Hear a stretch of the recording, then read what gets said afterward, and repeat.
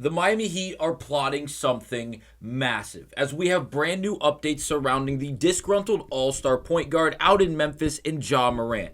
I'm here to break down the most recent updates and how the Miami Heat, with Pat Riley at the helm of things, may be looking to make a blockbuster trade before the NBA trade deadline this season. We'll break down all of that on this episode of Heat Digest, but first, please do remember, scroll down and click that subscribe button to stay up to date with everything Miami Heat. We do appreciate all the love and support, so thank you guys, but now let's get to it and break down how the Morant rumors are picking up. We brought you guys a few videos over the last week or so breaking down how this entire situation out in Memphis why it's taking place, and really how the Miami Heat are being involved in it. Now, we've gotten multiple reports that Ja Morant could be a possible suitor, or Miami could be a possible suitor for Ja Morant. Now, we have a few more pieces of information, two of them coming from Ira Winderman, one of the top, if not the top journalists covering really all of Miami sports, but specifically Miami Heat basketball. And in this long answer where he goes through, they answer a lot of questions from people that give them to him on Twitter and other social media platforms. He goes in and he actually answers the questions in these articles. We've done this before, and I'm not going to read the entirety of this. I'm going to tell you that he was breaking down possible mock trades for Ja Morant if you were the Miami Heat organization. He goes on to bring up a lot of credible names like Tyler Hero, like Andrew Wiggins, and even Norman Powell.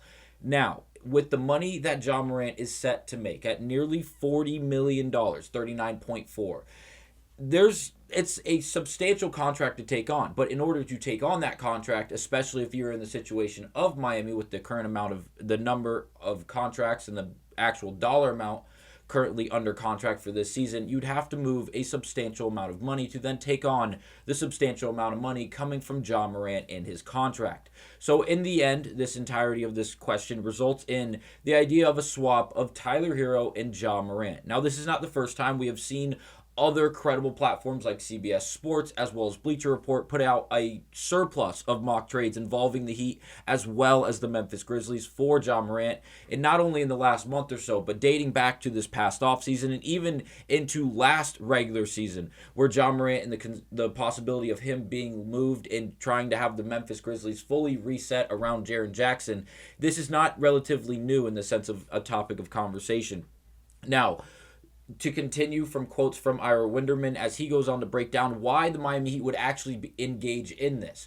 Well, going back to the idea of a Tyler Hero for Ja Morant swap, Tyler Hero is in that window of opportunity where he's working to then obtain another contract extension. We talked about it all offseason long, going into the early stages and really, the early stages of the regular season. I was going to say during the Summer League and the preseason for basketball.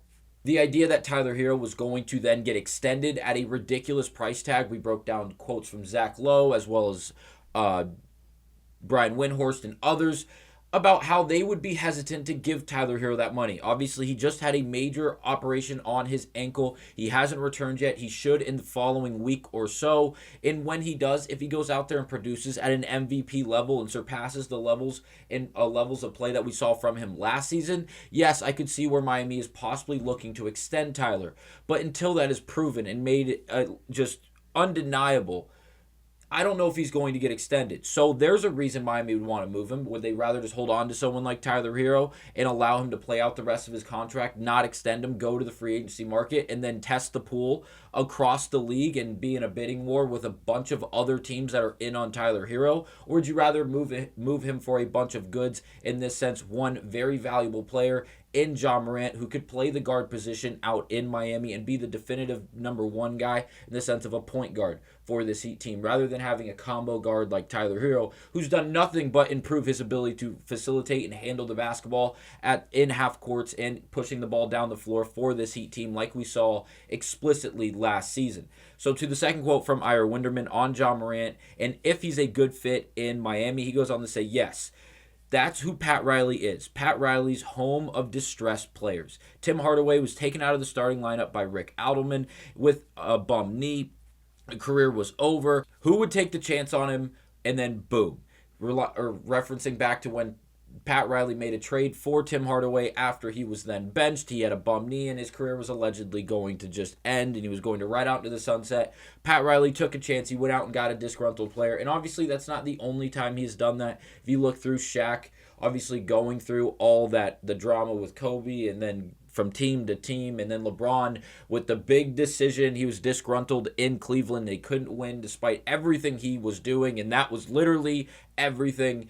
He got him to Miami. Maybe this is a page out of Pat Riley's book and something he could go out there and make the move for. So what's going on in Memphis now that we've broken down what's going on in Miami and what chances there are that they actually go out there and try to make this trade and what it would actually look like? Well, Ja Morant's not happy. Ja Morant, we've discussed again in the last few days, we discussed how him in the front office, him and the coaching staff, specifically the head coach, were going at it. They were not seeing eye to eye, to be blunt. And, well, now he's complaining about calls. He's saying that he just got back from injury and you want me to go full steam right at these guys and throw myself into contact and possibly risk getting injured again, and I'm not getting any calls, so I'm not getting rewarded even if there is contact. Why would I do that? And he's very short, he's very blunt. He says, let's just end the question right there.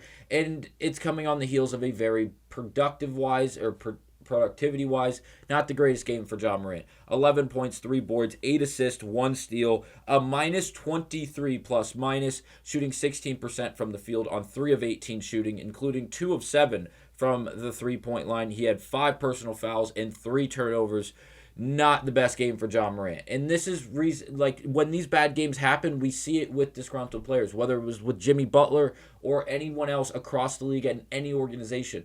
When there's something going on and it's public knowledge and they go out and have a bad game and then they're asked questions in the postgame, every question just comes off as a stupid question. They're short-tempered. They're upset about their own play and the situation they find themselves in because honestly, it seems like some of these athletes feel stuck when they're in these situations. Jimmy Butler, he wanted to get out so bad, and even when he was playing well, it was like, this is the Jimmy we need. And then he wouldn't play well, and it was like, why is Jimmy even here still? Let's get rid of him.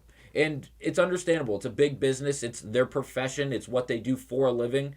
And just for a reminder, when I recorded the last video covering Ja Morant, it was like 5 days ago. And in the process of recording that video, the Memphis Grizzlies were in a game against the Dallas Mavericks. And at halftime, it was 74-51 in favor of Memphis. And Ja Morant had 12 points, 2 rebounds, and 10 assists. At halftime, this is all a matter of momentum. This is all a matter of morale in the moment.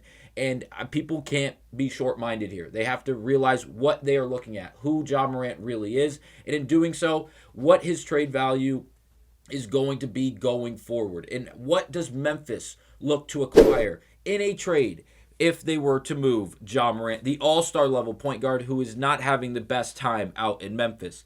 This was a tweet, and I took the quote, and again, it's from Kurt Heelan, and it goes on to say, if Memphis decides to trade Morant, it's going to want either another star player to sell tickets or a boatload of picks and young players to jumpstart a rebuild. The market for that may not exist, at least not to the level Memphis hopes.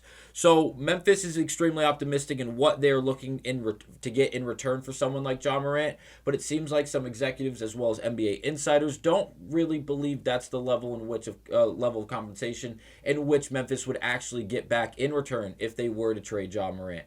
Let me know down below, based off all the things we discussed, do you think Pat Riley would actually make this move? And in doing so, would you be okay with a 1-for-1 swap for Tyler Herro and Ja Morant? I'll see you guys on the next episode of Heat Digest. Thank you guys for watching.